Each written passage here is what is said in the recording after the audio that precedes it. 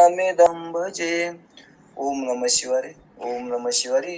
ಈ ಬೆಳಗಿನ ಜಾವದ ಸತ್ಸಂಗದಲ್ಲಿ ಪರಮ ಪೂಜ್ಯರು ಲೋಕವನ್ನು ಉದ್ಧರಿಸಲು ಅವತರಿಸಿದ ಶಿವನ ಅವತಾರಿ ವೇದಾಂತ ಸಾರ್ವಭೌಮ ಜಗದ್ಗುರು ಸಿದ್ಧಾರೂಢಾಚಾರ್ಯ ಪಾದಗಳಿಗೆ ದೀರ್ಘದಂಡ ಪ್ರಣಾಮಗಳನ್ನು ಸಲ್ಲಿಸುತ್ತಾ, ಬಸವಾದಿ ಶರಣರಿಗೂ ದಾಸ ಪರಂಪರೆಗೂ ಸದ್ಗುರುನಾಥನಲ್ಲಿಯೂ ಕೂಡ ದೀರ್ಘದಂಡ ಪ್ರಣಾಮಗಳನ್ನು ಸಲ್ಲಿಸಿ, ಈ ಒಂದು ಬೆಳಗಿನ ಜಾವದ ಆನ್ಲೈನ್ ಸತ್ಸಂಗದಲ್ಲಿ ಪರಮಾನುಭವ ಎಂಬ ಗ್ರಂಥವನ್ನು ಕೇಳಲು ಆಗಮಿಸಿದ ಎಲ್ಲಾ ಶರಣು ತಂದೆ ತಾಯಿಗಳ ಪಾದಗಳಿಗೆ ಕೂಡ ಹಣಿ ಹೆಚ್ಚಿ ನಮಸ್ಕರಿಸಿ ಈ ಸತ್ಸಂಗದೊಳಗ ಪ್ರವೇಶವಾಗೋಣ.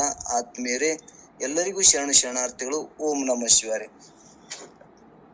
ಈ ಒಂದು ಪರಮಾನುಭವ ಎಂಬ ಗ್ರಂಥವನ್ನ, ಶ್ರೇಷ್ಠವಾದ ಗ್ರಂಥವನ್ನ, ನಿಜಗುಣರಿಂದ ವಿರಚಿತವಾದ ಈ ಗ್ರಂಥಕ್ಕೆ ಸರಳವಾದ ಟೀಕಾ ತಾತ್ಪರ್ಯವನ್ನು ಬರೆದಂತ ಆರೂಢ ಜ್ಯೋತಿ ಶಿವಪುತ್ರ ಪಾದಗಳಿಗೂ ಕೂಡ ದೀರ್ಘದಂಡ ಪ್ರಣಾಮಗಳನ್ನು ಸಲ್ಲಿಸಿ, ಈ ಒಂದು ಪರಮಾನುಭವದೆಯ 4ನೇ ಸಂಧಿಯನ್ನ ಮುಗಿಸಿ 5ನೇ ಸಂಧಿ ಒಳಗ 3ನೇ ಸೂತ್ರದೊಳಗ ನೀವು ಚರ್ಚೆ ಮಾಡ್ಕೋತ ಹೋಗೋಣ. ಇಲ್ಲಿ 8 ಪತಂಜಲಿ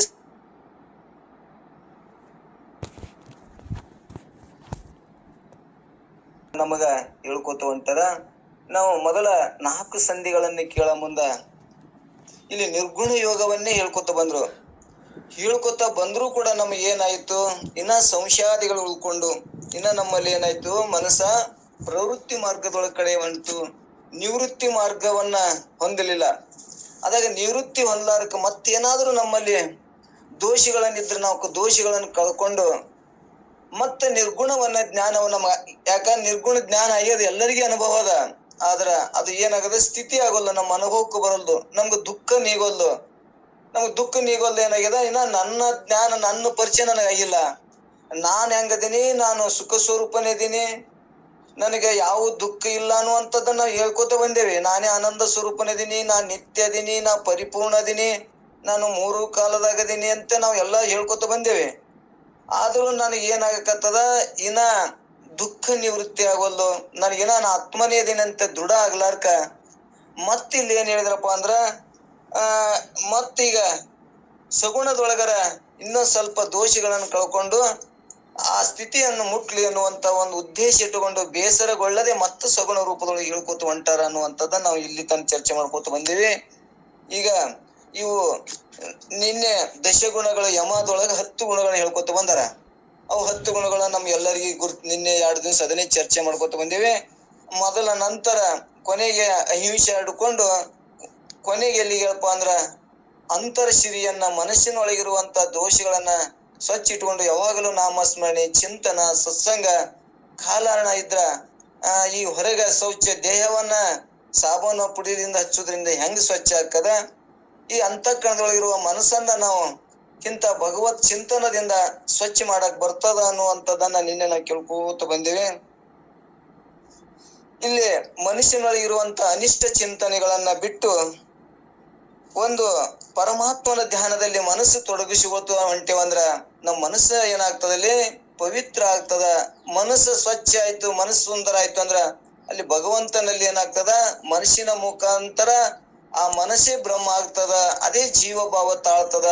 ಅದೇ ಜೀವಭಾವ ತಾಳೆ ನಾನು ದೇಹಾದಿ ವ್ಯವಹಾರಗಳ ಇರುವಂತ ಒಂದು ಶರೀರಕ್ಕೆ ನಾನು ಇಷ್ಟ ದಿನ ವ್ಯವಹಾರ ಮಾಡ್ತಿದ್ದೆ, ಈಗ ದೇಹಾದಿ ವ್ಯವಹಾರಗಳನ್ನು ಬಿಟ್ಟು ಇನ್ನೊಂದು ಆತ್ಮ ಸ್ವರೂಪದ ವ್ಯವಹಾರ ಮಾಡೋ ಮುಂದ ಅದೇ ನಾನು, ದೇಹಕ್ಕೂ ನಾನು ಅಂತೀನಿ, ಆತ್ಮನಿಗೂ ನಾನು ಅಂತೀನಿ.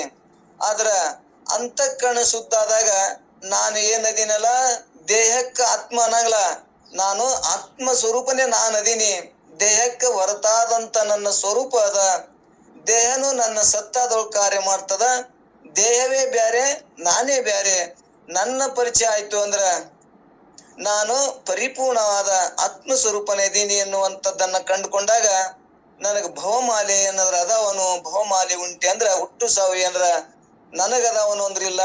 ಮತ್ತು ದುಃಖ ದುಮ್ಮಾನ ಎದಕ್ ಅದಾವಂದ್ರ ದೇಹ ನಾನು ಅಂದಾಗ, ದೇಹಕ್ಕೆ ಆಶ್ರಯಗೊಂಡಾಗ ನನಗ್ ದುಃಖ ನೋವ ದುಮ್ಮಾನಗಳದಾವು. ನಾನು ಆತ್ಮನೇ ಅದೀನಿ ಅಂದಾಗ, ನೋಡುವಂತ ಸಾಕ್ಷಿ ಜ್ಞಾನ ಆದಾಗ, ನಾ ಸಾಕ್ಷಿ ಸ್ವರೂಪನೇ ಅದೀನಿ ಅಂದಾಗ ದೇಹದ ಕಾರ್ಯಗಳನ್ನ ಭಿನ್ನನಾಗಿ ಮತ್ತೊಬ್ಬರ ಮನೆಯೊಳಗ ಆದಂಗ ನಮ್ಮ ಮನೆಯೊಳಗ ನಾವಿದ್ದು ಮತ್ತೊಬ್ಬರು ಅನ್ನುವಂತ ಕಂಡುಕೊಳ್ಳಕ್ ಬರ್ತದ ಅನ್ನುವಂಥದ್ದನ್ನ ನಿನ್ನೆ ನಾವು ಚರ್ಚೆ ಮಾಡ್ಕೋತ ಬಂದೇವೆ. ಅಂದ್ರೆ ಇಲ್ಲಿ ಒಟ್ಟಾರೆ ನನ್ನ ಮನುಷ್ಯನಲ್ಲಿರುವಂತ ಪಾಪ ಸಂಸ್ಕಾರಗಳನ್ನ ಬಿಟ್ಟು ಆತ್ಮ ಸಂಸ್ಕಾರವನ್ನ, ಒಳ್ಳೆ ಸಂಸ್ಕಾರವನ್ನ ಬೆಳೆಸಿದೇವೆ ಅಂದ್ರೆ ನಮ್ಮ ಅಂತಃಕರಣ ಶುದ್ಧ ಆಯ್ತು ಅಂದ್ರ ಕನ್ನಡಿ ಮುಖ ಒರೆಸಿದೇವ ಅಂದ್ರೆ ನನ್ನ ಮುಖ ಹೆಂಗ ನನ್ಗೆ ಸ್ಪಷ್ಟ ಕಾಣ್ತದ, ಹಂಗ ಈ ಮನುಷ್ಯನೊಳಗ ಅನಂತ ಜನ್ಮಗಳಿಂದ ಆದಂತ ಧೂಳು ಬಿದ್ದದ, ದುಮ್ಮಾನಗಳು ಬಿದ್ದು ನಮ್ಗೆ ಏನಾಗಿದೆ, ನನ್ನ ಮುಖ ನನ್ಗೆ ಸ್ಪಷ್ಟತೆ ಆಗೋದು. ನಾವು ಶಾಸ್ತ್ರ ಕೇಳ್ತೀವಿ, ಎಲ್ಲಾ ಮಾಡ್ತೀವಿ, ಕೇಳಿದ್ರು ಕೂಡ ಅದೇನಾಗಿದೆ, ಅನಂತ ಜನ್ಮ ಇದ್ದ ಸಂಬಂಧ ಸ್ಪಷ್ಟತೆ ಆಗ್ಲಾರ್ಕ ಮತ್ತೆ ಈ ದೋಷಗಳನ್ನ ಕಳ್ಕೊಂಡ್ರ ನಮಗ ಸಗುಣದೊಳಗ ಮಾಡ್ದೇವ ಅಂದ್ರೆ ನಮ್ಗೆ ಸ್ಪಷ್ಟತೆ ಆಗ್ತದ ಅನ್ನುವಂಥದ್ದನ್ನ ನಾವು ತಿಳ್ಕೊಳ್ಳೋಣ. ಇನ್ನೊಂದು ಎಲ್ಲರಿಗೂ ಏನ್ ಸ್ಪಷ್ಟತೆ ಇರ್ಲಿ ಅಂದ್ರ, ನಾವ್ ಇಷ್ಟೆಲ್ಲಾ ಶಾಸ್ತ್ರ ಕೇಳ್ತೇವ್ರಿ, ಇನ್ನ ನಮ್ಗಿನ್ನ ಆಗೋದು, ಇದು ಆಗೋದು, ನಮ್ ಜ್ಞಾನ ಆಗೋದು, ಪ್ರತ್ಯಕ್ಷ ಆಗೋದು ಅಂತ ಹಿಂಗನು ಅಂತಿರ್ತೇವೆ. ಆದ್ರ ಇಲ್ಲಿ ಇನ್ನೊಂದ್ ನಾವ್ ಏನ್ ಗಟ್ಟಿ ಮಾಡ್ಬೇಕಂದ್ರ, ಈ ಏನ ಇಂಥವೆಲ್ಲಾ ಸಾಧನೆ ಮಾಡಕತ್ತೇವಲ್ಲ, ಈ ಸಾಧನೆ ನಮಗ್ ಮುಂದೆ ಫಲ ಕೊಡ್ತದ. ನಾವ್ ಹಿಂದ್ ಏನ ಮಾಡ್ಕೊಂಡ್ ಬಂದೇವಲ್ಲ, ಅದ್ ಹಿಂದ್ ಮಾಡಿದ್ದು ಈಗ ಊಟ ಮಾಡಕತ್ತೇವೆ. ಈಗ ನಾವು ಸತ್ಸಂಗ, ಶರಣರ ಸಂಘ ಇಂಥ ಕಾಯಕದೊಳಗಿದ್ದು ಇಂಥ ಆತ್ಮನ ತಿಳ್ಕೊಳಕ್ ನಾವು ಸಾಧನೆ ಮಾಡಕತ್ತಿಲ್ಲ, ಈ ಫಲ ನಮಗ್ ಮುಂದೆ ಉಣಿಸ್ತದ. ನಮ್ ಹೀಗೆ ಆಗ್ಲಿ, ನಾವ್ ನಾಮಸ್ಮರಣೆ ಆಗೀನಿ, ಹೀಗೆ ನನಗ್ ಫಲ ಕೊಡ್ಲಿ ಅಂದ್ರ ಗಿಡ ಹಚ್ಚಿದ್ಗಳೇ ಫಲ ಕೊಡಂಗಿಲ್ಲ. ನಮಗ್ ಹಿಂದಿನ ಹಿರಿಯರು ಗಿಡ ಹಚ್ಚಾರ, ನಾವ್ ಈಗ ಫಲ ಉಣಾಕತ್ತೇವೆ. ಈಗ ನಾವು ಹಚ್ಚಕತ್ತೇವ, ಮುಂದೆ ಅವ್ರು ಉಣ್ತಾರ. ಅಂದ್ರೆ ಮುಂದೆ ನಾವೇ ಇದನ್ನ ಉಣ್ತೇವಿ ಫಲ ಅನ್ನುವಂಥದ್ದನ್ನ ಇಲ್ಲಿ ನಾವು ಸ್ಪಷ್ಟ ಮಾಡ್ಕೊಳ್ಳೋಣ. ಇಲ್ಲಿ ಏನ್ ಹೇಳ್ಕೊತ ಬಂದ್ರ ಅಂದ್ರೆ, ಹಿಂದಿನ ಸೂತ್ರದೊಳಗ ಏನ್ ಹೇಳ್ಕೊತ ಬಂದ್ರು, ಪೂರ್ವ ಸೂತ್ರದಲ್ಲಿ ನಿವೃತ್ತಿ ಪರವಾದ ಯಮದಶೆಗಳನ್ನು ಹೇಳಿ, ಅಂದ್ರ ಅಲ್ಲಿ ಅವು ನಿವೃತ್ತಿ ಪರವಾದಂತ ನಮ್ಮ ದೋಷಗಳಿರುವಂತ ಕಾಯ ವಾಚ ಮನಸ್ಸಿನಿಂದ ಆಗುವಂತ ತ್ರಿಕರಣ ರೂಪಕವಾಗಿ ನಾವು ಶುದ್ಧ ಮಾಡ್ಕೋಬೇಕು. ಕಾಯದಿಂದಾಗಲಿ, ವಾಣಿಯಿಂದಾಗಲಿ, ಮನಸ್ಸಿನಿಂದ ದೋಷಗಳದಾವ ನಮಗೆಲ್ಲರಿಗೂ ಗುರ್ತಾಕದ. ಅದೇ ಮನಸ್ಸಿನಿಂದ ನಾನು ಪರಹಿತ ಒಳ್ಳೇದನ್ನಾಗ್ಲಿ ಅಂತ ಪರರಿಗೆ ಹಿತ ಬಯಸಿದೆ ಅಂದ್ರ ಆ ಮನಸ್ಸನ್ನು ಶುದ್ಧ ಆಕ್ಕದ. ಕಾಯದಿಂದ ದಾನ ಧರ್ಮ, ಬಿದ್ದವ್ರನ್ನ ಎಬ್ಬಿಸುವುದ್ರಿಂದ ಮತ್ತೊಬ್ಬರಿಗೆ ಒಳ್ಳೇದಾಗ್ಲಿ ಅನ್ನುವಂತ ಭಾವ ಇಟ್ಕೊಂಡ ಕಾಯದಿಂದ, ವಾಣಿಯಿಂದ ಒಳ್ಳೇದನ್ನ ನುಡಿಯೋದ್ರಿಂದ, ಒಳ್ಳೇದನ್ನ ನುಡಿದಂದ್ರ ಪ್ರಪಂಚದ ನುಡಿಯನ್ನ ನಾವ್ ಎಲ್ಲರೂ ನುಡಿತೇವೆ. ಆದ್ರೆ ಅದೇ ನುಡಿಯನ್ನ ಒಂದು ಆತ್ಮನ ಮಾತುಗಳನ್ನ ನುಡಿಯುವುದ್ರಿಂದ ನಮ್ಮ ವಾಣಿನೂ ಶುದ್ಧ ಆಕ್ಕದ, ಕಾಯನೂ ಶುದ್ಧ ಆಕ್ಕದ, ಮನಸ್ಸನ್ನು ಶುದ್ಧ ಆಕ್ಕದ. ಅದು ಅಲ್ಲಿ ಏನಾಕ್ಕದಂದ್ರ ಆ ಮೊದಲಿರುವಂತ ದೋಷಗಳ ನಿವೃತ್ತಿ ಆಕ್ಕದ ಅನ್ನುವಂಥದ್ದನ್ನ ನಾವು ತಿಳ್ಕೊಂಡು ಬಂದೇವಿ. ಇನ್ನಿನ್ನೆ ಮುಂದೆ ಈಗ ಏನ್ ಹೇಳೋರದಾರಂದ್ರ, ಈಗ ಈ ಸೂತ್ರದಲ್ಲಿ ಪ್ರವೃತ್ತಿ ಪರವಾದ ನೇಮ ದಶಕವನ್ನು ಈಗ ಈ ಮೂರನೇ ಸೂತ್ರದಾಗ ಹೇಳ್ಕೋತ ಹೋಗೋರದಾರ. ಏನ್ ಹೇಳ್ತಾರಂದ್ರ, ಪ್ರವೃತ್ತಿ ಪರವಾದಂತ ಯಮ, ನೇಮ ಅಂದ್ರ ಇಷ್ಟಿನ ಅಂತರೇಂದ್ರಿಯ ಒಳಗಿರುವಂತ ದೋಷಗಳನ್ನ ಕಳ್ಕೊಂಡೇವಿ. ಈಗ ನೇಮ ಅಂದ್ರ ಬಾಹ್ಯೇಂದ್ರಿಯಗಳೇನ್ ತೋರ್ತಾವಲ್ಲ, ಅವಕುರ್ಲಿಂದ ನಾವು ಕರ್ಮ ಹೆಂಗ್ ಮಾಡ್ಬೇಕು ಅನ್ನುವಂಥದ್ದನ್ನ ಕರ್ಮ ಪರ ಹೇಳ್ತಾರ.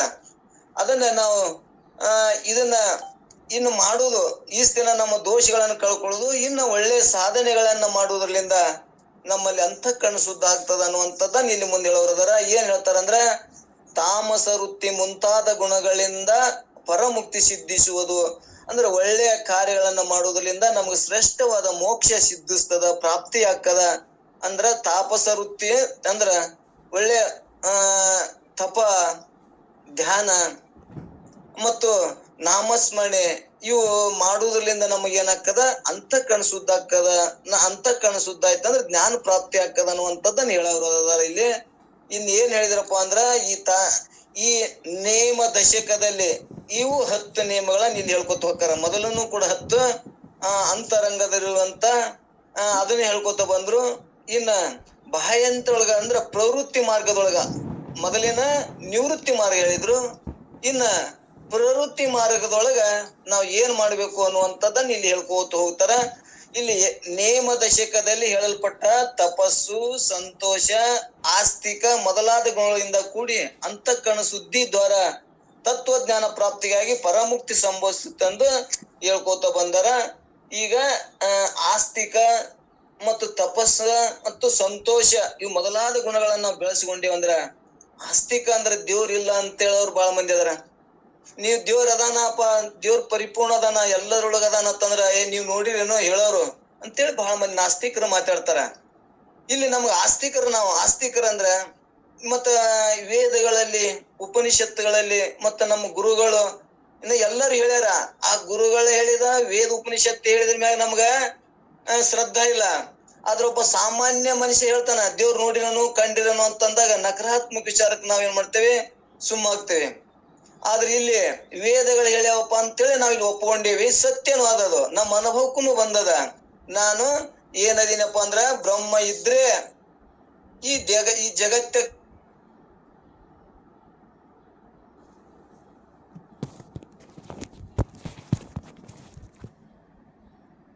ಮತ್ತ ಅದ್ರ ಫಲನು ಸರಿಯಾಗಿ ಕೊಡ್ತಾನ. ನಾವು ಒಳ್ಳೇದನ್ನ ಮಾಡಿದ್ರೆ ಒಳ್ಳೆ ಫಲ ಕೊಡ್ತಾನ. ನಾವ್ ಎಂತ ಕಾರ್ಯ ಪ್ರವೃತ್ತಿ ಹಾಕಿ ಅಂತ ಫಲವನ್ನು ಭಗವಂತ ಎಲ್ಲರಿಗೂ ಸರಿಯಾಗಿ ಕೊಟ್ಟಗೋತನೇ ಬಂದಾನ ಅಂತೇಳಿ ಕರ್ಮಗಳು ಎಲ್ಲರಲ್ಲಿಯೂ ಕೂಡ ಒಳ್ಳೆ ಕರ್ಮ ಮಾಡಾಕನೆ ಹಚ್ತಾರ. ತಂದೆ ತಾಯಿ ಅವ್ರು ಒಳ್ಳೇದನ್ನ ಮಾಡಿರಪ್ಪ ನಿಮ್ಗೆ ಒಳ್ಳೇದಾಕ್ಕದ, ಸಹಜ ನಾಣ್ಣುಡಿ ಅದು. ನೀವು ಮತ್ತೊಬ್ಬರಿಗೆ ಒಳ್ಳೇದು ಮಾಡಿದ್ರೆ ದೇವ್ರು ನಿಮ್ಗೆ ಒಳ್ಳೇದು ಮಾಡ್ತಾನಪ್ಪ ಅನ್ನುವಂಗೆ ಎಲ್ಲರೂ ತಂದೆ ತಾಯಿ ಮೊದಲು ಮಾಡ್ಕೊಂಡು ನಮ್ಗೆ ಹೇಳ್ಕೊತನೇ ಬಂದಾರ. ಅದಕ್ಕೆ ಇಲ್ಲಿ ಏನಾಯ್ತಪ್ಪ ಅಂದ್ರ ಆ ಭಗವಂತ ಪರಿಪೂರ್ಣ ಅದಾನ. ನಾವ್ ಏನು ಮಾಡಿದ್ದು ಅವ ನೋಡ್ತಾನ. ನಾವ್ ಒಮ್ಮೆ ಸತ್ಸಂಗ ಹೋಗಿದ್ದು ಕೂಡ ಅಲ್ಲಿ ಇರ್ತದ ಮೆಮ್ರಿ ಒಳಗ. ಒಮ್ಮೆ ನಾಮಸ್ಮರಣೆ ಬರೀ ಒಮ್ಮೆ ನಾಮಸ್ಮರಣೆ ಮಾಡಿ ಕಳುವಲಿ ಅಂದ್ರೂ ಕೂಡ ಅವನಲ್ಲಿ ಕಳುವಲಿ ಅಂದದ್ದು ಇರ್ತದಂತ. ಅಂತ ಫಲವನ್ನ ಮುಂದೆ ನಮ್ಗೆ ಸಿಕ್ಕೇ ಸಿಗ್ತದ. ಅದಕ್ಕೆ ನಾವು ಸಂಕೋಚ ಪಡದೆ ಅಂತಃಕರಣಗಳನ್ನು ಶುದ್ಧ ಮಾಡಕ ನಾಮಸ್ಮರಣೆ ಜಪ ತಪ ಯೋಗಗಳನ್ನ ಮಾಡಿ ಭಗವಂತ ನಾವು ಮಾಡಿದ್ದ ಎಲ್ಲವನ್ನೂ ನೋಡ್ತಾನ ಅಂತ ಹಿಂಗ್ ಮಾಡಾಕತ್ತೇವ ಅಂದ್ರ ಹಿಂಗ್ ಪ್ರವೃತ್ತಿ ಆಗ್ತದ. ಪ್ರವೃತ್ತಿ ಮಾರ್ಗದೊಳಗದೀವಿ ಅಂತ ತಿಳ್ಕೊಬೇಕು. ಈ ಮೊದಲಾದ ಗುಣದಿಂದ ಕೂಡಿ ಅಂತಃಕರಣ ಶುದ್ಧಿ ದ್ವಾರ ತತ್ವಜ್ಞಾನ ಪ್ರಾಪ್ತಿಯಾಗಿ ತತ್ವ ಇಲ್ಲಿ ಏನ್ ಹೇಳ್ಕೊತ ಬಂದ್ರು, ಅಂತಃಕರಣ ದ್ವಾರ ಅಂತಃಕರಣ ಜ್ಞಾತೃ ಮನ ಬುದ್ಧಿ ದ್ವಾರ ಏನಾಗ್ತದ ನಮಗ ತತ್ವಜ್ಞಾನ ಪ್ರಾಪ್ತಿ ಆಯ್ತು ಅಂದ್ರ ಕೊನೆಗೆ ಏನಾಗ್ತದಂದ್ರ ಸರ್ವ ದುಃಖಗಳು ನಿವೃತ್ತಿ ಆಗ್ತದ. ಫಲ ಏನ್ ಸಿಗ್ತದ ಅಂದ್ರ ಪರಮಾನಂದ ಪ್ರಾಪ್ತಿಯ ಫಲ ಆಗ್ತದ ಅನ್ನುವಂಥದ್ದನ್ನ ನಾವ್ ಇಲ್ಲಿ ಒಂದೇ ನುಡಿ ಅಳಿಯೋದು ಪಲ್ಲವಿ ಹೇಳ್ಕೊತ ಹೊಂಟಾರ. ಮುಂದೆ ಹೇಳುವ ವಿಷಯಗಳನ್ನ ಉದ್ದೇಶ ಪೂರ್ವಕ ತಿಳಿಸ್ತಾರ.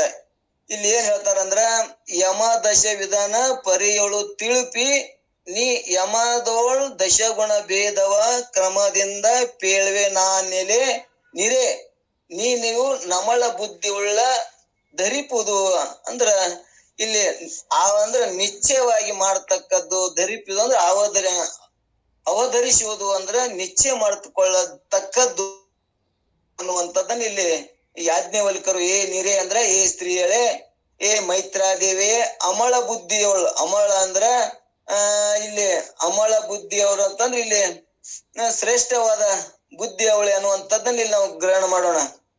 ಅಮಳ ಬುದ್ಧಿಯವಳು ಅಂದ್ರೆ ನಿರ್ಮಲ ಮನಸ್ಸಿನಿಂದ ಅಂದ್ರೆ ನಿರ್ಮಲ ಅಂದ್ರ ಸ್ವಚ್ಛ ಮನಸ್ಸುಳ್ಳವಳೆ ಮೈತ್ರಿಯೇ.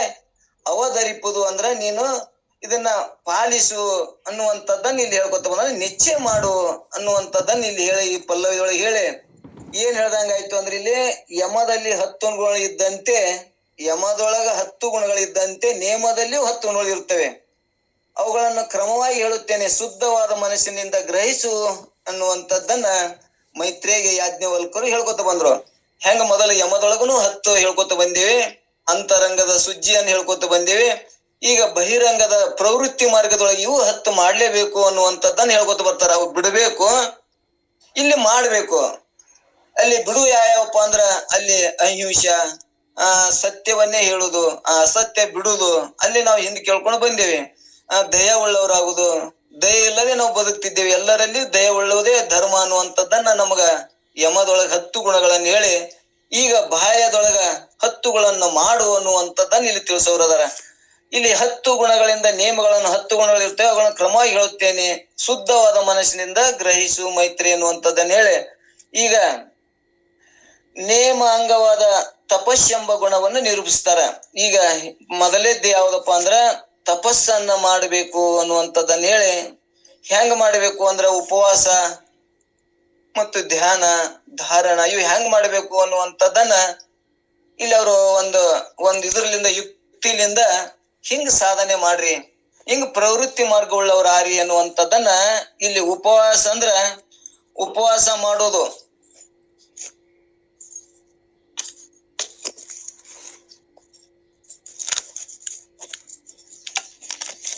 ಇಲ್ಲಿ ಉಪವಾಸ ಅಂದ್ರ ಊಟವನ್ನ ಹೆಂಗ ನಾವು ಊಟಗಳನ್ನ ಸತ್ಸಂಗ ಮಾಡೋರು ಮತ್ತು ಪರಮಾತ್ಮನನ್ನ ಕಾಣ್ಬೇಕನ್ನೋರು ಈ ಭವದಿಂದ ನಾವು ಪಾರಾಗ್ಬೇಕು ಅನ್ನೋದಕ್ಕ ಮೊದಲನೇದು ಏನಪ್ಪಾ ಅಂದ್ರ ತಪಸ್ಸು ಮಾಡ್ರಿ ಅಂತ ತಪಸ್ಸನ್ನ ಹೇಳ್ಕೊತ ಬಂದ್ರು. ಆ ತಪಸ್ ಹೆಂಗ್ ಮಾಡ್ಬೇಕು ಅಂದ್ರ ಉಪವಾಸವ ಮುಖಾಂತರ ತಪಸ್ಸು ಮಾಡ್ಬೇಕು ಅನ್ನುವಂಥದ್ದನ್ನ ಹೇಳ್ಕೋತವಾದ್ರು ಹೆಂಗಪ್ಪ ಅಂದ್ರ ನಾವ್ ಹೆಂಗ್ ಮಾಡ್ಬೇಕು ಅನ್ನುವಂಥದ್ದು ಇಲ್ಲಿ ಹೇಳ್ತಾರ. ಉಪವಾಸ ಕೃಚ ಚಂದ್ರಾಯಣಾದಿಗಳಿಂದ ವಿಪರಿಮಿತ ಕ್ಲೇಶದೋಳ್ ತನ್ನ ಅರಿಪುವುದರಿಂದ ಅಂಗ ನುರೆ ನಿರೋಧಿಸಲ್ಲದು ತಪವೆಂಬ ಯಮವೆಂದೆನಿಪುದು ಅನ್ನುವಂಥದ್ದನ್ನ ಇಲ್ಲಿ ಹೇಳ್ಕೊತ ಹೊಂಟಾರ. ಇಲ್ಲಿ ಒಂದು ಉಪವಾಸ ನಾವ್ ಯಾವಾಗ ಮಾಡ್ತೇವೆ ಅಂದ್ರೆ ಶಿವರಾತ್ರಿಗೆ ಏಕಾದಶಿ ಒಳಗೆ ಉಪವಾಸ ಮಾಡ್ತೇವೆ. ಆ ಉಪವಾಸ ಹೆಂಗ್ ಮಾಡ್ಬೇಕು ಅನ್ನುವಂಥದ್ದು ಇಲ್ಲಿ ಹೇಳ್ಕೊತ ಹೊಂಟಾರ.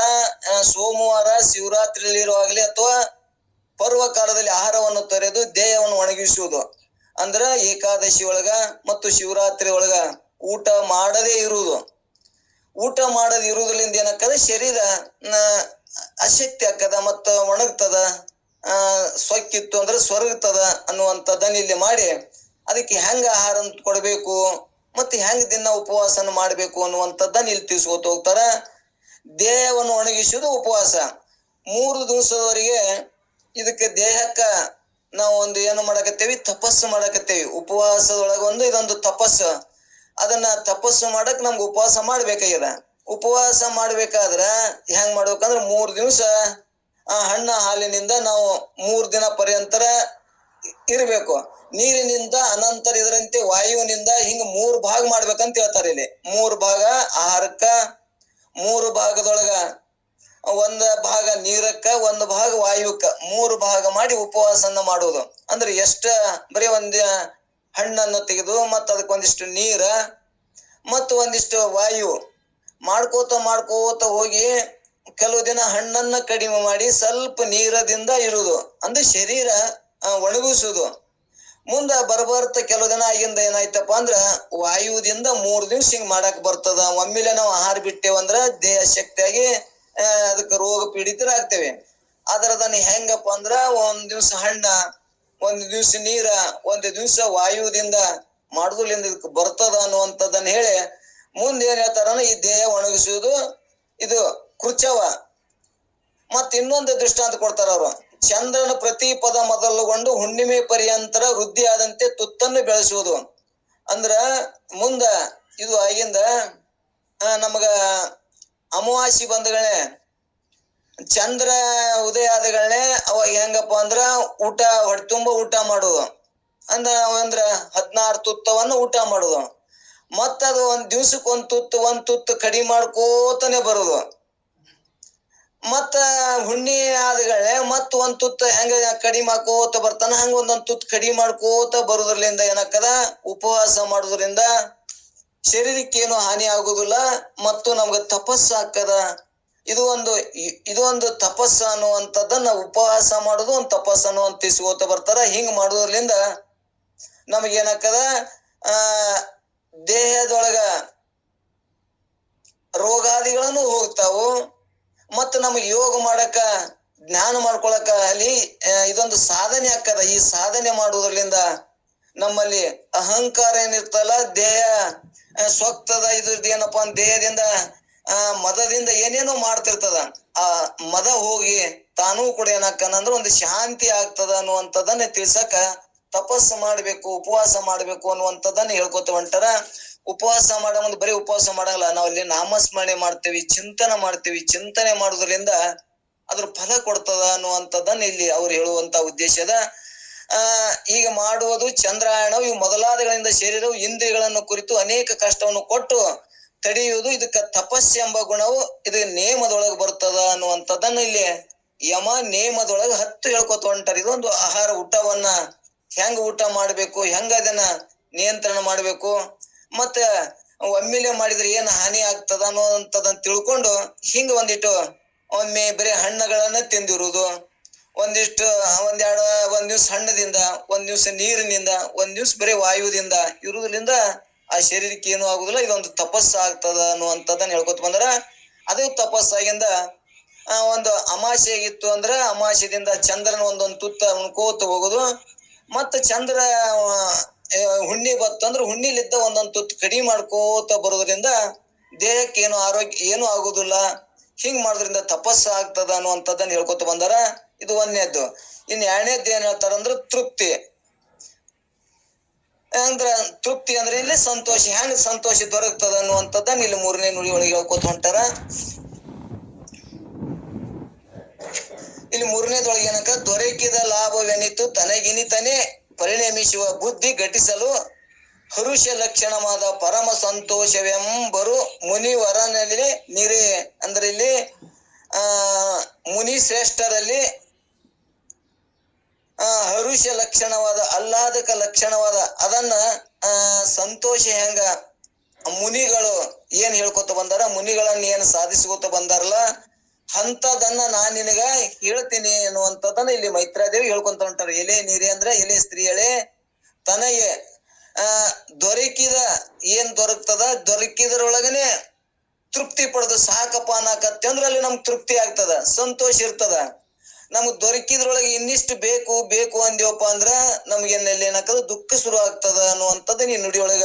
ದೊರಕಿದ್ರೊಳ ಪರಿಣಿತ ಹೊಂದುವುದೇ ಜಾಣರ ದೇವ ಅಂತೇಳಿ ನಿಜ್ಕೊಂಡ್ರು ಒಂದ್ ಕಡೆ ಹೇಳ್ಕೊತ ಬಂದಾರ. ಇದ್ದುದ್ರೊಳಗನೆ ತೃಪ್ತಿ ಆನಂದ ಹೊಂದಕ್ ಬತ್ತು ಅಂದ್ರ ಅವ ಜಾಣರ ದೇವ ಅನ್ನುವಂಥದ್ದನ್ನ ನಮ್ಮ ಹಿಂದ ನೀತಿ ಕ್ರಿಯಾಸ್ಥಳ ಹೇಳ್ಕೊತ ಬಂದಾರ. ಹಂಗ ದೊರಕಿದ್ರೊಳ ತನಗೇನ ದೊರಕ್ಯದ ಅದ್ರಾಗ ಸಾಕು ಅನ್ನುವಂತ ತೃಪ್ತಿ ಆಯ್ತು ಅಂದ್ರ ಅದೇ ಸಂತೋಷ ಆಗ್ತದ ಅನ್ನುವಂಥದ್ದ ನೀ ನುಡಿ ಒಳಗೆ ಹೇಳ್ಕೊತ ಹೊಂಟಾರ.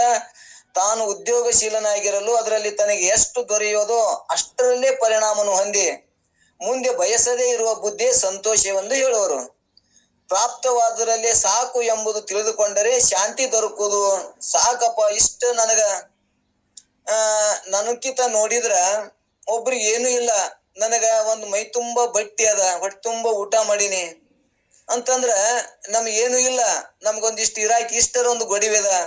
ಒಬ್ಬೊಬ್ರಿಗೆ ಎಲ್ಲೆಲ್ಲೋ ಪೂಲ್ನ್ಯಾಗ ಕುಂದಿರ್ತಾರ, ಎಲ್ಲೆಲ್ಲೋ ಬಸ್ ಸ್ಟ್ಯಾಂಡ್ ಆಗಿ ಕುಂದಿರ್ತಾರ, ಅವ್ರಕ್ಕಿಂತ ನಮ್ಗೊಂದ್ ಇಷ್ಟರ ಗೊಡಿವೆ ಅದ, ನನ್ಗ್ ಮೈ ತುಂಬಾ ಬಟ್ಟೆ ಅದ, ನನ್ಗೂ ಎಷ್ಟೋ ಮಂದಿ ಬಟ್ಟೆ ಇಲ್ಲವ್ರು ಅದಾರ.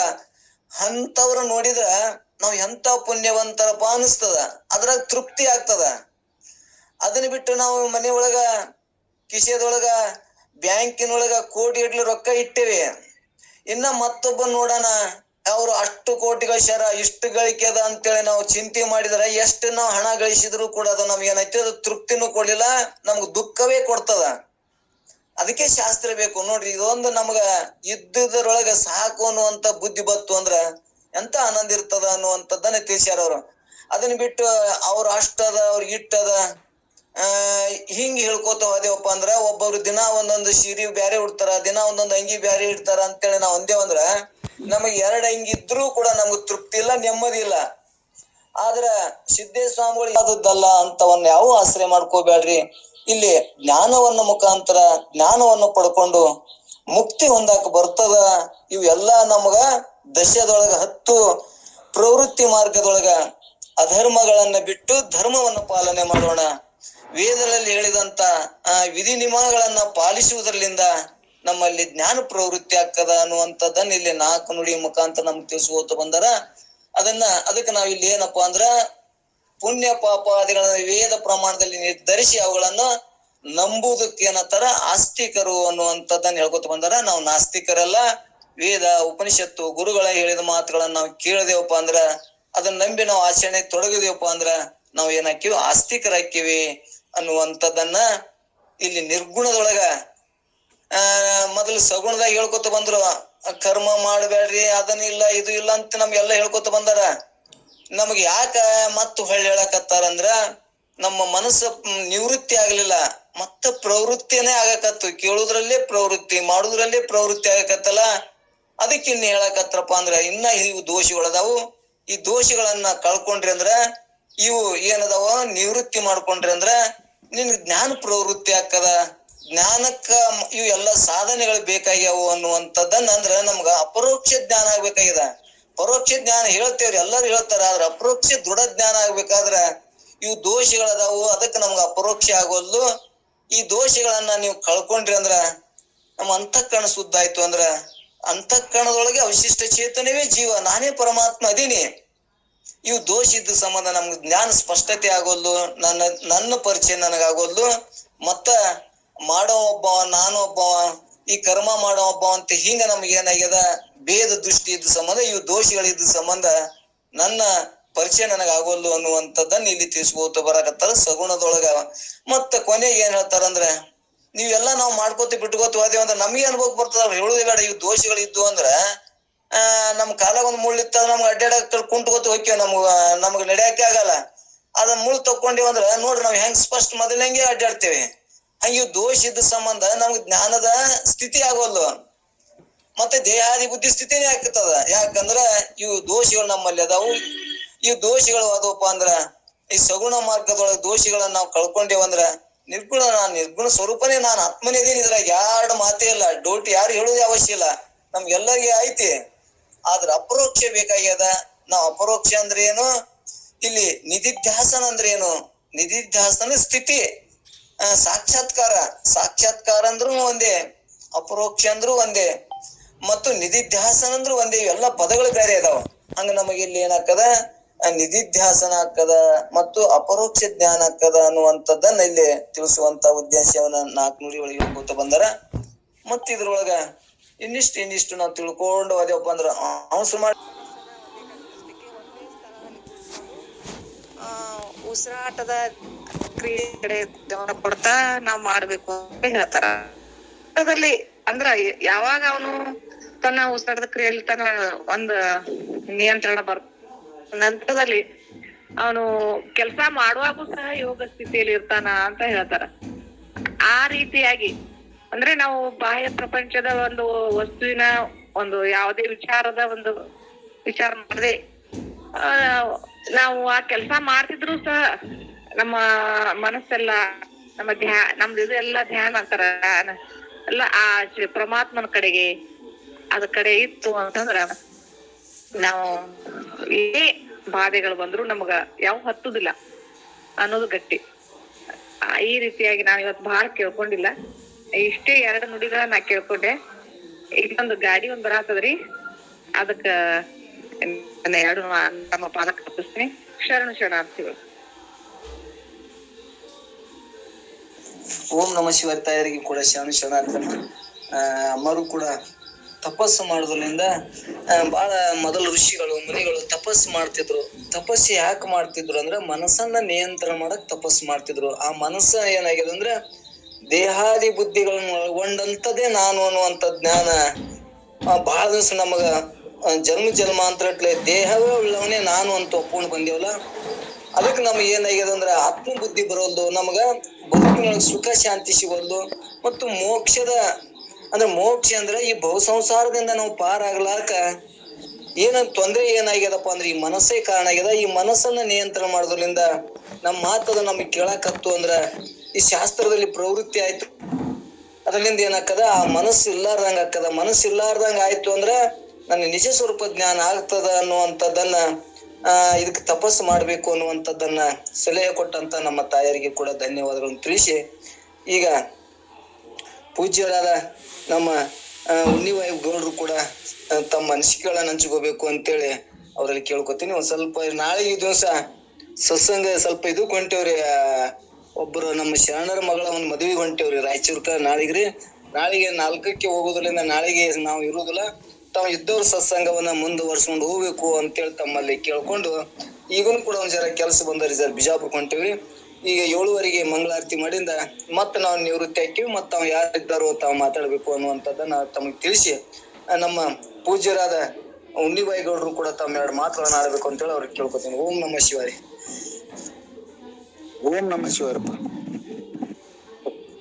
ಗುರು ಬ್ರಹ್ಮ ಗುರು ವಿಷ್ಣು ಗುರು ಸಾಕ್ಷಾತ್ ಪರಬ್ರಹ್ಮ ತಸ್ಮೈ ಶ್ರೀ ಗುರುವೇ ನಮಃ.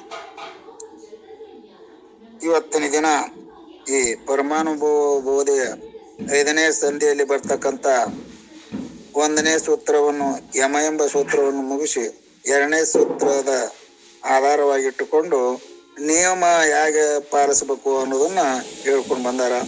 ಅದೇ ಪೂರ್ವ ಸೂತ್ರದಲ್ಲಿ ನಿವೃತ್ತ ಪರವಾದ ಯಮದಶಕವನ್ನು ಹೇಳಿ, ಈಗ ಈ ಸೂತ್ರದಲ್ಲಿ ಪ್ರವೃತ್ತಿ ಪರವಾದ ನೇಮದಶಕವನ್ನು ಹೇಳ್ಕೊತ ಹೊಂಟಾರ ಅಂತೇಳಿ. ಹಿಂದಿನದಲ್ಲಿ ನಿವೃತ್ತ ಪರವಾದಂತ ಇದು ಸೂತ್ರ ಹೇಳಿದ್ರು. ಇದರಲ್ಲಿ ಪ್ರವೃತ್ತಿ ಪರವಾದ ಸೂತ್ರವನ್ನು ಇದರಲ್ಲಿ ಹೇಳ್ಕೊತ ಬಂದಾರ. ಅದಕ್ಕೆ ಅಲ್ಲಿ ನಿವೃತ್ತ ಪರವಾದದ್ದೇನು ಪ್ರವೃತ್ತ ಪರವಾದದ್ದೇನು ಅನ್ನೋದನ್ನ ನಾವು ತಿಳ್ಕೊಳ್ಬೇಕಾಗ್ಯದ.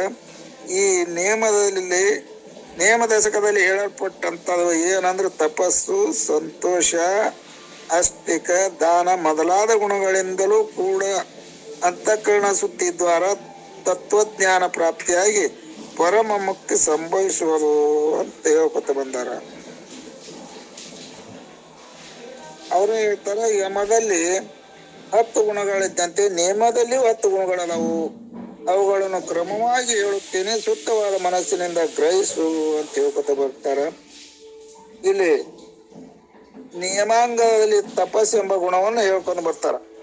ಯಾಗ ತಪಸ್ಸು ಇರ್ತದ ಅನ್ನೋದನ್ನ ಹೇಳ್ತಾರ. ಏಕಾದಶಿ ಮಾಡ್ತಾರ, ಸೋಮವಾರ ವ್ರತ ಹಿಡಿದಿರ್ತಾರ, ಶಿವರಾತ್ರಿಗಳಲ್ಲಿ ಆಗಲಿ ಅಥವಾ ಪರ್ವಕಾಲಗಳಲ್ಲಿ ಆಹಾರವನ್ನು ತೊರೆದು ದೇಹವನ್ನು ಒಣಗಿಸುವುದು ಇದಕ್ಕೆ ಉಪವಾಸ ಅಂತ ಹೇಳ್ತಾರ. ಸೋಮವಾರ ಮಾಡ್ಲಿ, ಏಕಾದಶಿ ಮಾಡ್ಲಿ, ಶಿವರಾತ್ರಿಗಳಲ್ಲಾಗಲಿ ಅಥವಾ ಪರ್ವಕಾಲಗಳಲ್ಲಿ ಆಹಾರವನ್ನು ತೊರೆದು ದೇಹವನ್ನು ಒಣಗಿಸುವುದು ಉಪವಾಸ ಅಂತ ಹೇಳ್ತಾರ. 3 ದಿವಸಗಳವರೆಗೆ ಹಣ್ಣು ಹಾಲಿನಿಂದಿರುವುದು, 3 ದಿವಸ ಪರ್ಯಂತರ ನೀರಿನಿಂದ, ಅನಂತರ 3 ದಿವಸ ವಾಯುವಿನಿಂದ, ಹೀಗೆ ಮಾಡುತ್ತಾ ಹೋಗಿ ದೇಹವನ್ನು ಒಣಗಿಸುವುದು ಕೃತ್ಯವು ಅಂತ ಹೇಳ್ಕೊತ ಬಂದಾರ. ಇದು 3 ದಿನಗಳ ಪರ್ಯಂತರ ಒಂದೊಂದು ವಿಧವಾಗಿ ಅಲ್ಪಾಹಾರವನ್ನು ತೆಗೆದುಕೊಳ್ಳುವುದಕ್ಕ ಕೃತ್ಯ ಉಪವಾಸ ಅಂತ ಹೇಳ್ಕೊತ ಬಂದಾರ. ಮುಂದೆ ಹೇಳ್ತಾರ, ಚಂದ್ರನು ಪ್ರತಿಪದ ಮೊದಲುಗೊಂಡು ಹುಣ್ಣಿಮೆಯ ಪರ್ಯಂತರ ವೃದ್ಧಿಯಾದಂತೆ ತುತ್ತನ್ನು ಬೆಳೆಸುವುದು.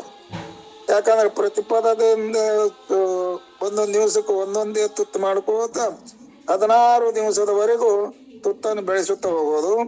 ಮತ್ತ ಅಲ್ಲಿಂದ ಚಂದ್ರ ಕಲೆ ಅಮಾವಾಸ್ಯೆಯಿಂದ ಕ್ಷಯವಾದಂತೆ ಹೇಗೆ ಮಾಡೋದು, ಒಂದೊಂದು ತುತ್ತು ಕಡಿಮೆ ಮಾಡ್ಕೋತ ಬಂದು ಹೀಗೆ ಮಾಡುವುದಕ್ಕೆ ಚಾಂದ್ರಾಯಣ ಇವೇ ಮೊದಲಾದವುಗಳಿಂದ ಶರೀರವನ್ನು ಇಂದ್ರಿಯಗಳನ್ನು ಕುರಿತು ಅನೇಕ ಕಷ್ಟವನ್ನು ಕೊಟ್ಟು ತಡೆಯುವುದು ತಪಸ್ಸೆಂದ ಗುಣವು ನೇಮ ಅಂತ ಹೇಳ್ಕೊತ ಬಂದಾರ.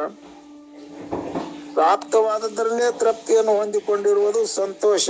ಸಂತೋಷ ಅಂದ್ರೆ ಹೆಂಗನು, ತನಗೆ ಎಷ್ಟು ಸಿಕ್ಕದ ಅಷ್ಟರಲ್ಲೇ ಸಂತೋಷವಾಗಿರುವುದೇ ಇದಕ್ಕೆ ಸಂತೋಷ ಅಂತ ಹೇಳ್ಕೊತ ಬಂದ. ತಾನು ಉದ್ಯೋಗಶೀಲನಾಗಿರಲು ಅದರಲ್ಲಿ ತನಗೆ ಎಷ್ಟು ದೊರೆಯುವುದೋ ಅಷ್ಟರಲ್ಲಿ ಪರಿಣಾಮವನ್ನು ಹೊಂದಿ ಮುಂದಿದ್ದ ಯಾವುದನ್ನು ಬಯಸದೇ ಇರುವ ಬುದ್ಧಿಯೇ ಸಂತೋಷವೆಂದು ಹೇಳುವರು. ಪ್ರಾಪ್ತವಾದದ್ದರಲ್ಲಿಯೇ ಸಾಕು ಎಂಬುದಾಗಿ ತಿಳಿದುಕೊಂಡರೆ ಶಾಂತಿ ದೊರಕುತ್ತದೆ. ಮತ್ತೆ ಇನ್ನೂ ಬೇಕಂದ್ರೆ ಬೇಕೆಂಬ ಬಡವ, ಸಾಕು ಎನ್ನುವ ಸಾಹುಕಾರ ಅನ್ನುವಂತ ಮಾತನ್ನ ಈ ಸಂತೋಷದಲ್ಲಿ ಬರ್ತದ ಅಂತ ಹೇಳ್ಕೊತ ಬರ್ತಾರ.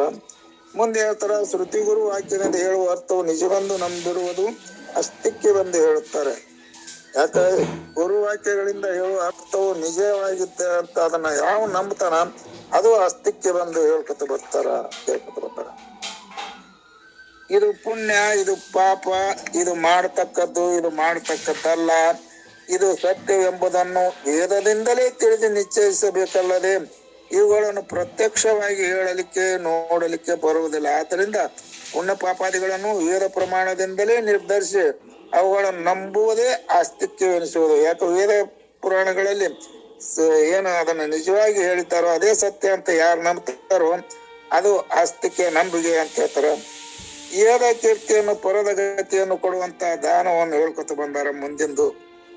ಯಾಕಂದ್ರ ದೇಶ ಕಾಲ ಪಾತ್ರ ವಿಚಾರವನ್ನು ಮಾಡಿ ಧನಾದಿ ವಸ್ತುಗಳನ್ನು ಪ್ರೀತಿಯಿಂದ ಕೊಡ್ತಕ್ಕದ್ದು ಅದಕ್ಕೆ ದಾನವೆಂದು ಹೇಳುವರು. ಹೇಗಂದ್ರೆ ದರಿದ್ರನಿಗೆ ಧನವನ್ನು, ಹಸಿವೆಯಾದವನಿಗೆ ಅನ್ನವನ್ನು, ಚಳಿಯಿಂದ ಪೀಡಿತನಾದವನಿಗೆ ವಸ್ತ್ರವನ್ನು, ಯಾತ್ರಿಕನಿಗೆ ವಾಹನವನ್ನು, ಯೋಗ್ಯವರನಿಗೆ ವಧುವನ್ನು ದಾನ ಮಾಡಬೇಕು ಅಂತ ಈ ದಾನದಲ್ಲಿ ಈ ಯಮದಲ್ಲಿ ಬಂದಂತ 10 ಅಂಗಗಳಲ್ಲಿ ಈ ನೇಮದಲ್ಲಿ ಬರ್ತಕ್ಕಂಥ 10 ಅಂಗದಲ್ಲಿ ಈಗ 4 ಶಂಕರಾನಂದರು ನಿರೂಪಣೆ ಮಾಡಿದ್ದಾರೆ. ಅದಕ್ಕೆ ನಾವು ನೀವೆಲ್ಲರೂ ಅದರ ಅರ್ಥವನ್ನು ತಿಳಿದುಕೊಂಡು ನಮ್ಮ ಜೀವನವನ್ನು ಸಾರ್ಥಕ ಪಡಿಸಿಕೊಳ್ಬೇಕು ಅನ್ನುವ ಮಾತನ್ನ ನಾನು ಹೇಳ್ತಾ ಇದ್ದೀನಿ. ಯಾಕಂದ್ರ 10 ಅಂಗಗಳನ್ನು ತಿಳಿಸುತ್ತಾ ಬಂದರ ತಪಸ್ಸು, ಸಂತೋಷ, ಆಸ್ತಿಕ್ಯ, ದಾನ, ಮನಸ್ಸು ಮತ್ತು ಇಂದ್ರಿಯಗಳು ಏಕಾಗ್ರತೆ ಅಥವಾ ಶರೀರವಾಣಿ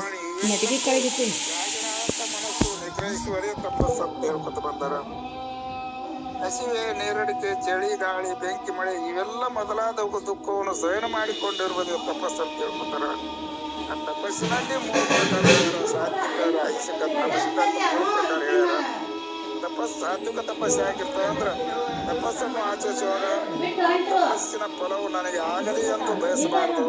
ಸಮಾಧಾನ ಮನಸ್ಸಿನಿಂದ ಬೇಕು, ಅತ್ಯಂತ ಸಮಾಧಾನ ಮನಸ್ಸಿನಿಂದ ಇರಬೇಕು, ಅತ್ಯಂತ ವಿಶ್ವಾಸದಿಂದ ಕೂಡಿಕೊಂಡು ತಪಸ್ಸು ಮಾಡಿರ್ಬೇಕು.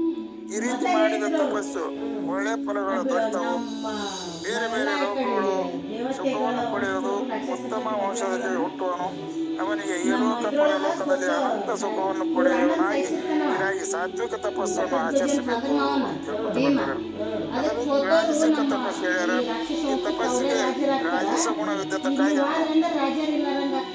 ಆಗಿರ್ತದ. ತನಗೆ ಮಾನ ಮರ್ಯಾದೆ ಸಿಗಬೇಕು, ತನಗೆ ಕೀರ್ತಿ ಎಲ್ಲೆಡೆಯಲ್ಲಿ ಹರಡಬೇಕು, ನನ್ನ ಪ್ರತಿಷ್ಠೆ ಬೆಳೆಯಬೇಕು, ಜನರನ್ನು ನಾನು ತಪಸ್ವಿ ಎಂದು ಹೊಗಳಿಕೊಳ್ಳಬೇಕು. ಈ ರೀತಿ ಮಾಡುವ ತಪಸ್ಸು ರಾಜಸಿಕ ತಪಸ್ಸ ಅನಿಸಲ್ಲ ಹೇಳ್ಕೊತ ಬರ್ತಾರ.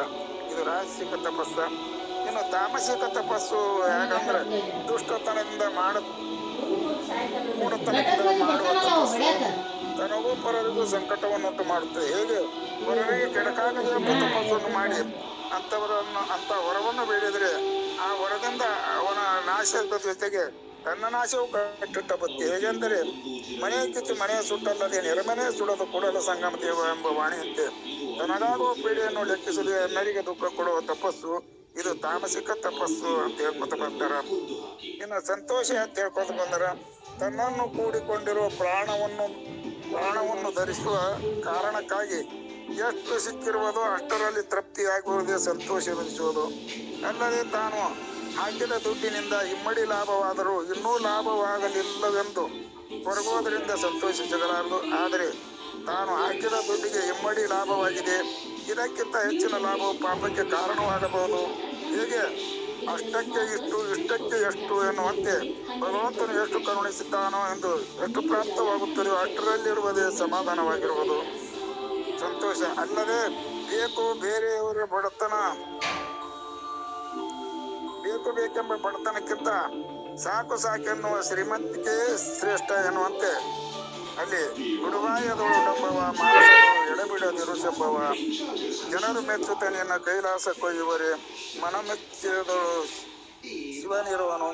ಶಿವ ಮೆಚ್ಚಿದರೆ ತಾನು ತನ್ನ ಜ್ಞಾನವಾಗುವುದೇ ಹೊತ್ತು ಜನರು ಮೆಚ್ಚುತ್ತೆ ನಿನ್ನ ಕೈಲಾಸ ಕೊಯ್ಯುವರೆ ಅನ್ನುವಂಥ ಮಾತನ್ನು ಹೇಳ್ಕೊತ ಬಂದಾರ. ಹಾಗೆ ಇರಲಾರ್ದೆ ನಾವು ಯಾವತ್ತೂ ಶಾಂತಿಯಿಂದ ಇದ್ರೆ ಮಾತ್ರ ಅದು ಸಂತೋಷ ಆಗ್ತದೆ. ಹೀಗಾಗಿ ಬಾಹ್ಯ ವಸ್ತುಗಳ ವಿಸ್ತಾರದಲ್ಲಿ ನೆಮ್ಮದಿ ಇಲ್ಲ, ಹೃದಯ ವಿಶಾಲತೆಯಲ್ಲಿ ಸಂತೋಷ ಇರುತ್ತದೆ. ಅದಕ್ಕಾಗಿ ಬಸವಣ್ಣವರು ಮನೆ ನೋಡ ಬಡವರು ಮನ ನೋಡ ಸಂಪನ್ನರು, ಜನ ನೋಡ ಬಡವರು ಘನಮನ ಸಂಪನ್ನರು, ಕೂಡಲ ಸಂಗನ ಚರಣರು ಕರುಳಿಲ್ಲದ ಕಲಿಗಳು, ಯಾರಿಗೂ ಉಪಮಿಸಲಾರಬಾರದು. ಹೀಗೆ ಇರುವುದೇ ಸಂತೋಷ ಅಂತ ಹೇಳ್ಕೊತ ಬರ್ತಾರ. ಸಂತೋಷದಲ್ಲಿ ಈ ರೀತಿ ಇದ್ದಾಗ ಮಾತ್ರ ಸಂತೋಷ ಇರ್ತದೆ ಅಂತ ಹೇಳ್ಕೊತ ಬಂದಾರ. ಆಸ್ತಿಕ್ಯ ಅನ್ನೋದು ಹೇಳ್ಕೊತ ಬಂದರೆ ಪರಲೋಕದ ಸತ್ಯ ವಿಷಯದಲ್ಲಿ ಅಬಾಧಿತವಾದ ಜ್ಞಾನವೇ ಆಸ್ತಿಕ ಎನಿಸುವುದು ಮತ್ತು ಶಾಸ್ತ್ರಾದಿಗಳು ಹೇಳುವ ವಿಷಯಕವಾಗಿ ವಿಶ್ವಾಸವಿರುವುದೇ ಆಸ್ತಿಕವೆನಿಸುವುದು. ಧರ್ಮಪರ ಶಾಸ್ತ್ರಗಳು ಪುಣ್ಯ ಮಾಡಿದವರಿಗೆ ಸ್ವರ್ಗ ಲೋಕವೆಂದು, ಪಾಪ ಮಾಡಿದವರಿಗೆ ನರಕ ಲೋಕವೆಂದು, ಸ್ವರ್ಗ ನರಕ ಪಾತಾಳ ಲೋಕಗಳು ಇರುವೆಂದು ಶಾಸ್ತ್ರಗಳು ಹೇಳುತ್ತವೆ. ಹೀಗೆ ಹೇಳುವ ಸತ್ಯವೆಂದು ನಂಬಿಕೊಂಡಿರುವುದಕ್ಕೆ ಆಸ್ತಿಕ್ಯ ಎಂದು ಹೇಳ್ತಾರೆ. ತಾಯಿಗೆ ಒಂದು ಮಗು ಹುಟ್ಟಿದ ಮೇಲೆ ಕೂಸು ದೊಡ್ಡದಾದ ಮೇಲೆ ನಮ್ಮ ತಂದೆ ಯಾರು ಎಂದು ಕೇಳಲು ತಾಯಿಯು ಇವನೇ ನಿಮ್ಮ ತಂದೆ ಎಂದು ಹೇಳಿದಾಗ ನಂಬಲೇಬೇಕು. ಇದು ತಾಯಿಯ ಸತ್ಯವಾಕ್ಯ ಎಂದು ನಂಬಿಕೆ ಬೇಕು. ಇದಕ್ಕೆ ಆಸ್ತಿಕ್ಯ ಅಂತ ಹೇಳ್ತಾರೆ. ಅದನ್ನು ಬಿಟ್ಟು ನನ್ನ ತಂದೆ ಹಂಗಕ್ಕನ ಅದಕ್ಕೆ ಸಾಕ್ಷಿ ಏನು ಅಂತ ಕೇಳಿದ್ರೆ ಇದು ನಂಬಿಕೆ ಆಗೋದಿಲ್ಲ ಅಂತ ಹೇಳ್ಕೊತ. ಇದಕ್ಕೆ ಮೇಲೆ ಹೇಳಿದ ಸತ್ಯಕ್ಕೆ ಪರಲೋಕಗಳು ಹಾಗೂ ಪರಮಾತ್ಮನ ಸತ್ಯದ ನಿಲುವನ್ನು ತೋರಿಸುವ ಶಕ್ತಿ ಗುರುಮಾತೆಗಿದೆ. ಆಗ ಲೋಕಗಳ ಪರಿಚಯ ಮಾಡಿಸುವ ಅಧಿಕಾರ ಶ್ರುತಿ ಮಾತೆಗಿದೆ. ಅದಕ್ಕಾಗಿ ಶ್ರುತಿ ಮತ್ತು ಗುರುಗಳ ವಾಕ್ಯದ ಮೇಲೆ ವಿಶ್ವಾಸಕ್ಕೆ ಅಸ್ತಿತ್ವವೆನರು. ಹೀಗಾಗಿ ವಿಶ್ವಾಸದಿಂದ ಸುಖಿಗಳಾಗಬೇಕು, ನಾಸ್ತಿಕತೆಯಿಂದ ದುಃಖಿಗಳಾಗಬಾರದು. ಪುಣ್ಯ ಪಾಪ ಸತ್ಯ ಅಸತ್ಯ ವಿಚಾರ ಮಾಡಿ ಅದನ್ನು ಬಿಟ್ಟು ಒಳ್ಳೆಯದನ್ನು ತಿಳಿಸುವ ಗುರುಮಾತೆ ಶ್ರುತಿ ಮಾತೆಗೆ ವಿಶ್ವಾಸವಿಟ್ಟು ನಮ್ಮ ಜೀವನವನ್ನು ಸಾರ್ಥಕ ಮಾಡಿಕೊಳ್ಳಬೇಕು ಅನ್ನೋ ಮಾತನ್ನು ಇಲ್ಲಿವರೆಗೆ ಹೇಳಿದಂಥ ಎಲ್ಲ ಶರಣರ ಪಾದಕ್ಕೂ ಶರಣಾರ್ಥಿ ಅಂತ ನನಗೂ ಮಾತನಾಡಲು ಅವಕಾಶ ಕೊಟ್ಟಂತ ಈ ಸಮಯಕ್ಕೆ ನಾನು ಶರಣಾರ್ಥಿ ಅಂತ ನಾನು ಮಾತನ್ನು ಮುಗಿಸ್ತೀನಿ. ಓಂ ನಮಃ ಶಿವಾಯ. ಶರಣಾರ್ಥಿ.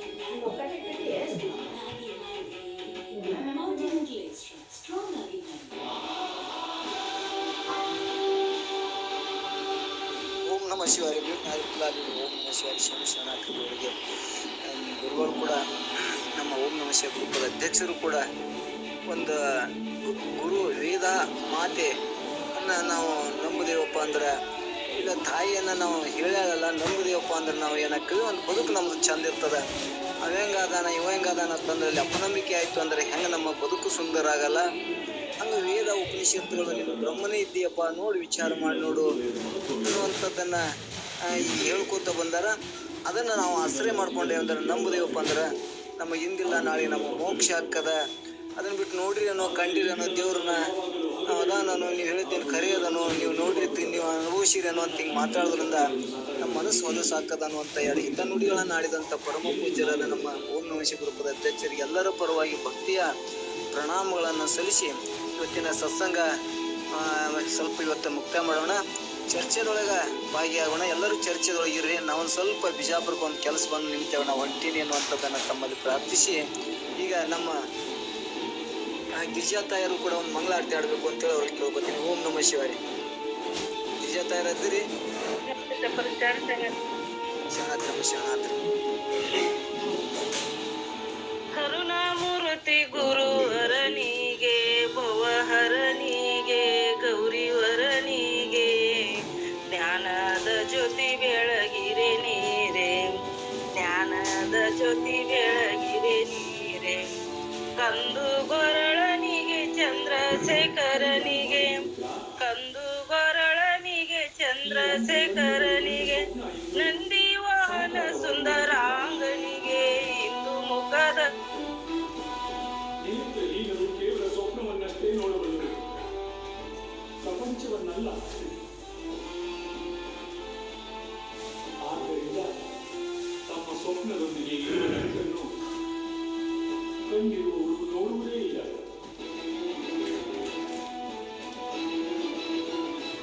ವಾಸ್ತವವಾಗಿ ಎಷ್ಟು ಸಂತೋಷವಾಗುತ್ತಿದೆ ಎಂದರೆ ನನಗೆ ನನ್ನ ದೃಷ್ಟಿ ದೊರೆತಷ್ಟು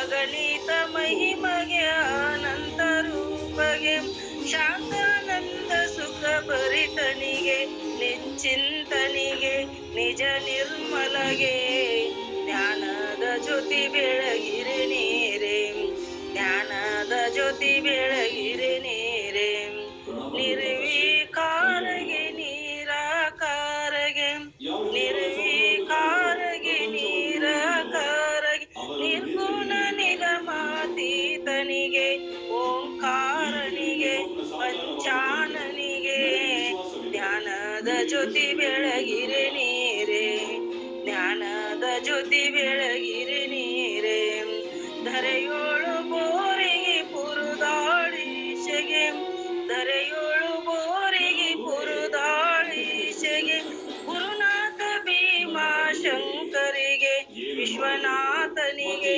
ವಿಶ್ವಭರಿತನಿಗೆ ಜ್ಞಾನದ ಜ್ಯೋತಿ ಬೆಳಗಿರೆ ನೀರೆ ಜ್ಞಾನದ ಜ್ಯೋತಿ ಬೆಳಗಿರೆ ನೀರೆ ಕರುಣಾಮೂರ್ತಿ ಗುರುವರನಿಗೆ ಭವಹರನಿಗೆ ಗೌರಿವರನಿಗೆ ಜ್ಞಾನದ ಜ್ಯೋತಿ ಬೆಳಗಿರೆ ನೀರೆ ಜ್ಞಾನದ ಜ್ಯೋತಿ ಬೆಳಗಿರೆ ನೀರೆ ಓಂ ಚೈತನ್ಯಂ ಶಾಶ್ವತಂ ಶಾಂತಂ ವ್ಯೋಮಾತೀತಂ ನಿರಂಜನಂ ನಾದಬಿಂದು ಕಲಾತೀತಂ ತಸ್ಮೈ ಶ್ರೀ ಗುರುವೇ ನಮಃ.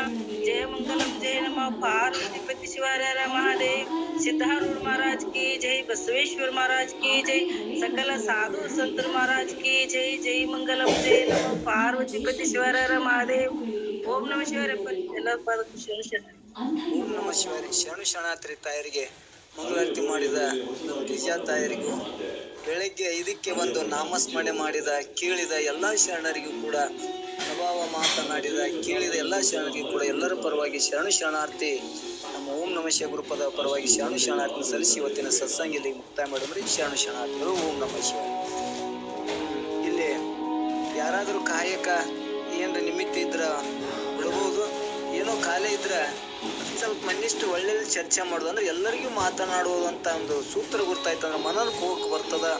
ಶ್ರವಣ ಮಾಡಿದ್ವಿ ಇಷ್ಟೊತ್ತನ. ಇನ್ನು ಮನನಕ್ಕೆ ಹೋದ್ವಿ ಅಂದ್ರೆ ಮತ್ತೆ ಏನು ಮಾತಾಡಿದ್ರು ಏನಿಲ್ಲ, ಎದ್ರ ಬಗ್ಗೆ ಮಾತಾಡಿದ್ರು, ನಾವು ಯಾವ್ದು ಹಿಡ್ಕೋಬೇಕು ಯಾವ್ದು ಬಿಡಬೇಕು ಅನ್ನುವಂಥದ್ದನ್ನ ತಿಳ್ಕೊಂಡು ಮತ್ತೆ ನಿಧಿಧ್ಯಾಸನಕ್ಕೆ ಹೋದಾಗ ಎರಡನ್ನೂ ಬೇರ್ಪಡಿಸಿ ಆ ಸ್ಥಿತಿ ಒಳಗೆ ಇರುವುದಕ್ಕೆ ನಿಧಿಧ್ಯಾಸನ ಅನ್ನುವಂಥದ್ದನ್ನ ಹೇಳ್ಕೊತ ಬಂದಾರಲ್ಲ. ಅದಕ್ಕೆ ಆ ನಿಧಿಧ್ಯಾಸನಕ್ಕೆ ಹೋಗ್ಬೇಕಾದ್ರೆ ಶ್ರವಣ ಮನನಗಳು ಬೇಕು ಅನ್ನುವಂಥದ್ದನ್ನ ಇಲ್ಲಿ ನಾವು ಮನನ ಮಾಡಕ ತಮ್ಮ ಯಾರಾದ್ರೂ ಖಾಲಿ ಇದ್ದವ್ರಿಗೆ ಅವಕಾಶ, ಕಾಯಕ ಇದ್ದವ್ರಿಗೆ ಏನಾರ ಒಂದು ತೊಂದರೆ ಇದ್ದವ್ರು ಬಿಡಬಹುದು, ಕಾಯಕ ಇಲ್ಲದವ್ರಿಗೆ ಅವಕಾಶ ಇದ್ರೆ ಇರು ಎನ್ನುವಂಥದ್ದನ್ನ ತಮ್ಮಲ್ಲಿ ಕೇಳ್ಕೊಂಡು ಈ ನಾವು ಸ್ವಲ್ಪ ನಮಗೂ ಕಾಯಕ ಬಂದ ನಾವು ಸ್ವಲ್ಪ ಹೊಂಟೇವಿ. ನಮ್ಮ ಅಮರೈ ಮುತ್ಯಾರು ಇರ್ತಾರ, ಅವ್ರು ನಡೆಸಿಕೊಡ್ತಾರ.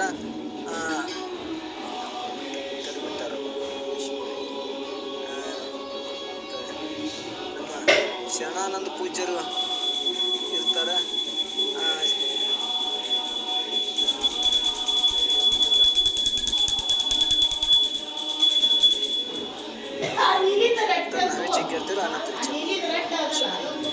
ರಾಜಣ್ಣ ವಾಡೇಶ್ ಓಂ ನಮ ಶಿವರ ಅಮ್ಮರ ಚಂದ ಮಾತಾಡ್ತೀರಮ್ಮ. ನಿಮ್ ಬಾಲಿ ಕೇಳ್ಬೇಕು ಅನಿಸಿದ್ರಮ್ಮ. ವಾಡೇರಮ್ಮರ ಕೆಲಸದವನಮ್ಮ.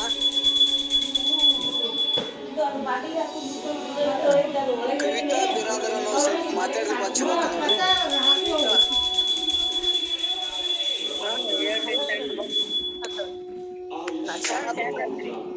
ಶರಣಾತ್ರಿತಾರ.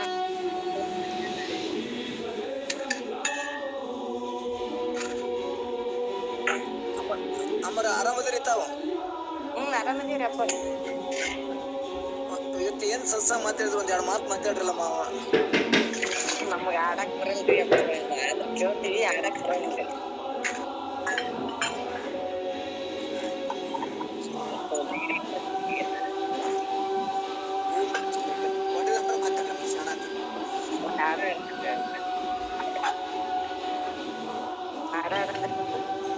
ಆಡ್ರಿ ಮಾಡಿ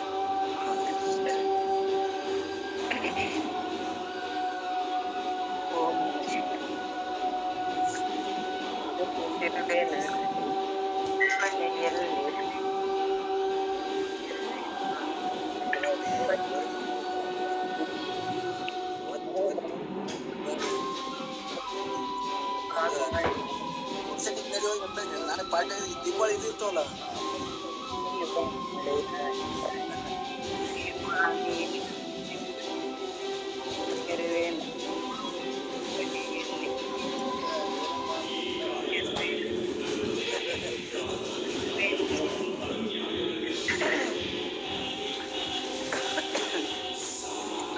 ಓಡುವ ಜಿಂಕೆಯ ವೇಗದಲ್ಲಿ, ನರ್ತಿಸುವ ನವಿಲಿನ ಕಂಠದಲ್ಲಿ, ಆಡುವ ಪಕ್ಷಿಯ ರೆಕ್ಕೆಯಲ್ಲಿ, ಈಜುವ ಮೀನಿನ ಅಕ್ಷಿಯಲ್ಲಿ ಹುಡುಕುತ್ತಿರುವೆ ನಾನು. ಓ ಶಿವನೇ ಎಲ್ಲಿರುವೆ ನೀನು? ಹುಡುಕುತ್ತಿರುವೆ ನಾನು ಶಿವನೇ.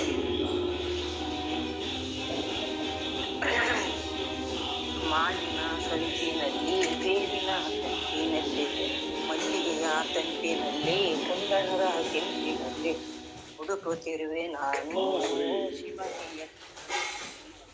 ಹುಡುಕುತ್ತಿರುವೆ ನಾನು ಓ ಶಿವನಿಗೆ ನೀನು. ಸೂರ್ಯನ ಬಿಸಿಲಲ್ಲಿ, ಚಂದಿರನ ಬೆಳದಿಂಗಳಲ್ಲಿ, ನೀಲಿ ಆಕಾಶದಲ್ಲಿ, ಭೂಮಿಯ ಸುರಿನಲ್ಲಿ ಹುಡುಕುತ್ತಿರುವೆ ನಾನು ಓ ಶಿವನಿಗೆ. ಹುಡುಕುತ್ತಿರುವೆ ನಾನು ಓ ಶಿವನಿಗೆ. ಹಾಲಿನ ನರೆಯಲ್ಲಿ, ಜೇನಿನ ಹಸಿಯಲ್ಲಿ, ಜ್ಯೋತಿಯ ಬೃವೆಯಲ್ಲಿ, ಭಸ್ಮದ ಬೆಟ್ಟದಲ್ಲಿ, ಕುಂಕುಮದ ಬಟ್ಟಿನಲ್ಲಿ ಹುಡುಕುತ್ತಿರುವೆ ನಾನು ಓ ಶಿವನೆಯಲ್ಲಿರುವೆ. ಹುಡುಕುತ್ತಿರುವೆ ನಾನು ಓ ಶಿವನೆಯಲ್ಲಿರುವೆ ನೀನು. ಜ್ಯೋತಿಯ ಭ್ರಮೆಯಲ್ಲಿ, ಗಂಟೆಯ ನಾದದಲ್ಲಿ, ವೀಣೆಯ ರಾಗದಲ್ಲಿ, ಮೃದಂಗದ ತಾಳದಲ್ಲಿ, ಧರಿಸುವ ಗೆಜ್ಜೆಯಲ್ಲಿ ಹುಡುಕುತ್ತಿರುವೆ ನಾನು. ಒಂದೇ ಇದ್ರಾಗ ಹಾಕಿ ಯಾವ ಕೆಬ್ಬಣ ತುಂಬರಿ ಕೊಡಕ್ಕೆ ಬರ್ತದೆ. ಹುಡುಕುತ್ತಿರುವೆ ನಾನು ಓ ಶಿವನೇ ಎಲ್ಲಿರುವೆ ನೀನು. ದೇಹದ ಉಸುರಿನಲ್ಲಿ, ಭಾವದ ಜೀವಿಯಲ್ಲಿ, ಪರಿಶುದ್ಧಾತ್ಮದಲ್ಲಿ, ಪಂಚಾಕ್ಷರಿಯ ಮಂತ್ರದಲ್ಲಿ ಹುಡುಕುತ್ತಿರುವೆ ನಾನು ಓ ಶಿವನೇ ಎಲ್ಲಿರುವೆ ನೀನು. ಹುಡುಕುತ್ತಿರುವೆ ನಾನು ಓ ಶಿವನೇ ಎಲ್ಲಿರುವೆ ನೀನು. ಕನ್ನಡದ ನಾಡಲ್ಲಿ, ಬಬಲಿಯ ಬೀಡಲ್ಲಿ,